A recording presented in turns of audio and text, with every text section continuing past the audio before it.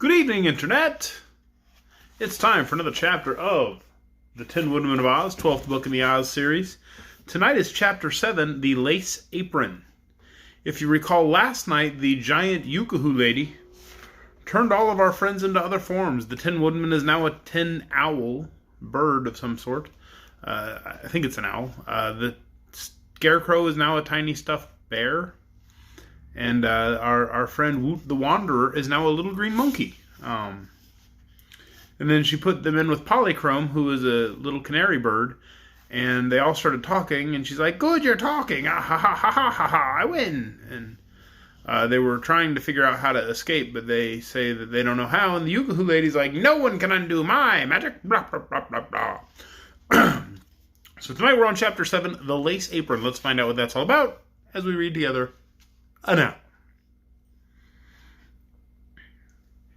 Now, said the canary, in a tone more brisk than before, "we may talk together more freely, as Mrs. Yuke cannot hear us. Perhaps we can figure out a way to escape." "Open!" said Woot the monkey, still facing the door, but his command had no effect, and he slowly rejoined the others. No. "You cannot open any door or window in the enchanted castle unless you are wearing the magic apron," said the canary. "What magic apron do you mean?" asked the tin owl in a curious voice. "The lace one which the giantess always wears. I have been her prisoner in this cage for several weeks. She hangs my cage in her bedroom every night so that she can keep her eye on me," explained Polychrome the canary. "Therefore, I have discovered that it is the magic apron that opens the doors and windows, and nothing else can move them. When she goes to bed, Mrs. Yupe hangs her apron on the bedpost, and one morning she forgot to put it on when she commanded the door to open, and the door would not move. So then she put on the lace apron, and the door obeyed her. That is how I learned the magic power of the apron." I see, said the little brown bear, wagging his stuffed head. "Then if we could get the apron from Mrs. Yupe, we could open the doors and escape from this prison." "That is true, and it is the plan I was about to suggest," replied Polychrome the canary bird. "However, I don't believe the owl could steal the apron, or even the bear.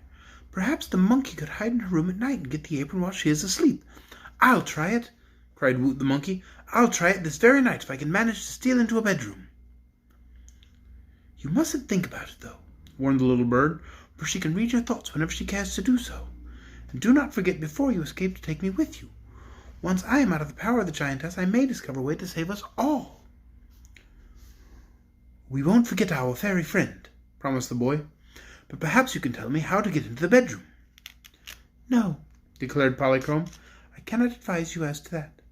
You must watch for a chance and slip in when Mrs. Yupe isn't looking." They talked it over for a while longer, and then Mrs. Yupe returned. When she entered, the door opened suddenly at her command and closed as soon as her huge form had passed through the doorway.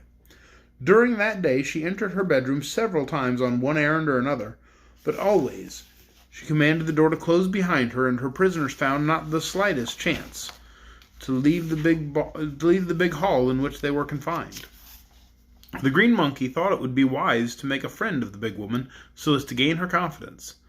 So he sat on the back of her chair and chattered to her while she mended her stockings, and sewed silver buttons on some golden shoes that were as big as rowboats.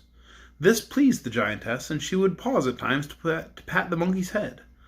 The little brown bear curled up in a corner and lay still all day. The owl and the canary found they could converse together in the bird language, which neither the giantess nor the bear nor the monkey could understand. So at times they twittered away to each other and passed the long dreary day quite cheerfully. After dinner, Mrs. Yupe took a big fiddle from a big cupboard and played such loud and dreadful music that her prisoners were all thankful when at last she stopped and said she was going to bed. After cautioning the monkey and bear and owl to behave themselves during the night, she picked up the cage containing the canary and, going to the door of her bedroom, commanded it to open. Just then, however, she remembered she had left her fiddle lying upon the table. So she went back for it and put it away in a cupboard, and while her back was turned, the green monkey slipped through the open door into her bedroom and hid underneath the bed. The giantess, being sleepy, did not notice this, and entering her room, she made the door close behind her, then hung the bird cage on a peg by the window. Then she began to undress, first taking off the lace apron and laying it over the bedpost, where it was within easy reach of her hand. As soon as Mrs. Yupe was in bed, the lights all went out, and Woot the monkey crouched under the bed and waited patiently until he heard the giantess snoring. Then he crept out, and in the dark felt around until he got hold of the apron, which he at once tied around his own waist. Next, Woot tried to find the canary, and there was just enough moonlight showing through the window to enable him to see where the cage hung, but it was out of his reach. At first he was tempted to leave Polychrome and escape with his other friends, but remembering his promise to save the Rainbow's daughter, Woot tried to think how to save her. A chair stood near the window, and this, showing dimly in the moonlight, gave him an idea. By pushing against it with all his might, he found he could move the giant chair a few inches at a time. So he pushed and pushed until the chair was beneath the birdcage. Then he sprang noiselessly upon the seat, for his monkey form enabled him to jump higher than he could do as a boy, and from there to the back of the chair, and so managed to reach the cage and take it off the peg. Then down he sprang to the floor and made his way to the door. "Open!" he commanded, and at once the door obeyed and swung open. But the voice wakened Mrs. Yoop, who gave a wild cry and sprang out of bed with one bound. The green monkey dashed through the doorway, carrying the cage with him, and before the giantess could reach for the door, it slammed shut and imprisoned her in her own bedchamber. The noise she made pounding upon the door, and her yells of anger and dreadful threats of vengeance, filled all our friends with terror, and Woot the monkey was so excited that in the dark he could not find the outer door of the hall.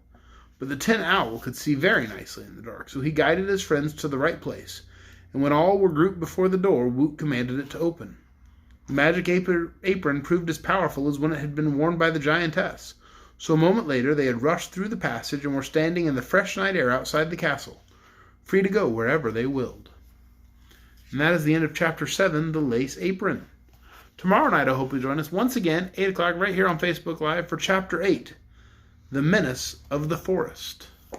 I imagine the forest is going to be kind of a frightening place when you're a tiny owl and a tiny canary and a tiny monkey and a tiny bear. The forest is going to be a frightening place. We'll find out more tomorrow night when we read Chapter 8 together. Good night, everyone.